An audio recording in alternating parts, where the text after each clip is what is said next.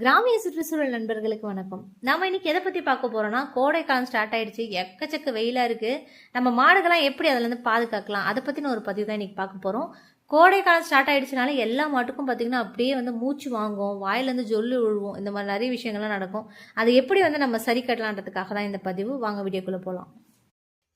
கோடை காலத்தில் பொதுவாக எல்லா மாட்டுகளுக்கும் இந்த வெப்ப அழற்சி வரும். அதுவும் இந்த ஹெச்எஃப் மாட்டுக்கு சொல்லவே வேணாம். இருக்கிறதுலே தோல் ரொம்ப ஒரு மாதிரி சென்சிட்டிவாக இருக்கும். அதனால் ஈஸியாக இதுக்கு அஃபெக்ட் ஆகும். அதனால் ஹெச்எஃப் மாடு வச்சுருக்கோங்க, ரொம்ப கவனமாக இதை கேட்டுக்கோங்க.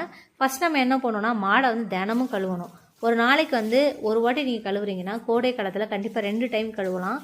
2 டைம் கழுவ முடியல, எனக்கு வேலை இருக்குது அப்படின்ற பட்சத்தில் நம்ம கண்டிப்பாக ஒரு டைமாவது கழுவணும். இது ரொம்ப இம்பார்ட்டண்ட். அடுத்து நம்ம பண்ணக்கூடியது, மாடு கட்டியிருக்கிறது கட்டுத்தரையாக இருந்தால் கண்டிப்பாக அந்த தரையை கழுவணும். ஏன்னா அந்த தரையில் இருக்கக்கூடிய சூடே மாட்டோட உடம்புல ஏறி அப்படியே ஹீட் ஸ்ட்ரெஸ்ஸாக மாறிடும். அதனால் கண்டிப்பாக தரையுமே கழுவணும். தரையை நம்ம கழுவுறதுனால கொஞ்சமாக மாட்டுக்கு அந்த குளிர்ச்சி இருக்கும். அதனால் தரையை கழுவலாம். முக்கியமான ஒரு விஷயம், நீங்கள் ஷீட் போட்டு அது உள்ள மாடு வச்சுருக்கீங்கன்னா முடிஞ்ச வரைக்கும் மரத்தடி நிழலில் கட்டுங்க.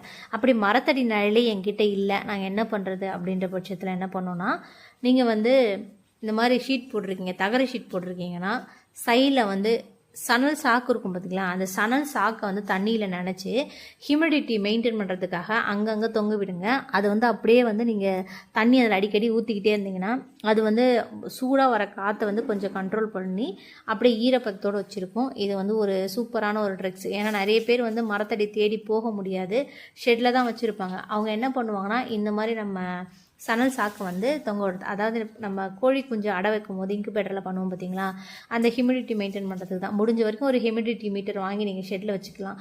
அப்படி இல்லை அதெல்லாம் பண்ண முடியாதுன்னா நீங்கள் இப்படி கூட பண்ணிக்கலாம், ஒன்றும் பிரச்சனை இல்லை. அடுத்து முக்கியமான இன்னொரு விஷயம் பார்த்தீங்கன்னா, ஒரு நாளைக்கு 5 வாட்டியாக தண்ணி கொடுக்கணும். அதுவும் பச்சை தண்ணி கொடுத்தா பெட்டர். நம்ம காலையில் எப்பவுமே தீவனம் தண்ணி கொடுப்போம், ஈவினிங் தீவனம் கொடுப்போம். மற்ற 3 நேரம் வைப்போம். எப்போவுமே நார்மலாக ஒரு டைம் வைப்போம், மதியம் மட்டும் வைப்போம் பச்சை தண்ணி. ஆனால் இந்த கோடை காலத்தில் நீங்கள் ஒரு 5 நேரம் வைக்கணும். காலையில் தீவன தண்ணி 2 டைம், மற்ற 3 டைம் பச்சை தண்ணி. அதுவுமே ரொம்ப சுடு சுடு இல்லாமல் நார்மலாக ஒரு இருக்கிற மாதிரி நம்ம வச்சுக்கலாம். நம்மளால் சுடு தண்ணி இப்போ குடிக்க முடியுமா? குடிக்க முடியாதுல்ல. அதே மாதிரி தான் மாடுகளுக்கும். காலையில் 10 மணிக்கு மேலே வெயில் படவே கூடாது. ஏன்னா காலையில் 8 மணிக்கெல்லாமே சுருண சூரிய ஒளியை நம்ம தோலில் போட்டோன்னே அப்படியே சுரில்னு அடிக்குது. அதுபோல் தான் மாடுக்கும். அப்படியே அந்த தோல் மேலே சூரிய வெளிச்சம் படும்போது மாட்டுக்கு அப்படியே உடம்புல இருக்கக்கூடிய நீர்ச்சத்து எல்லாமே இறங்கி போயிடும். அதனாலே மாடு மேய்ச்சலே சரியாக மேயாது, அப்படி ஒரு மாதிரி சொங்கிரும். பொதுவாகவே நீங்கள் நார்மலாக அந்த மாடு வாட்ச் பண்ணிங்கன்னா, இந்த மாதிரி வெயில்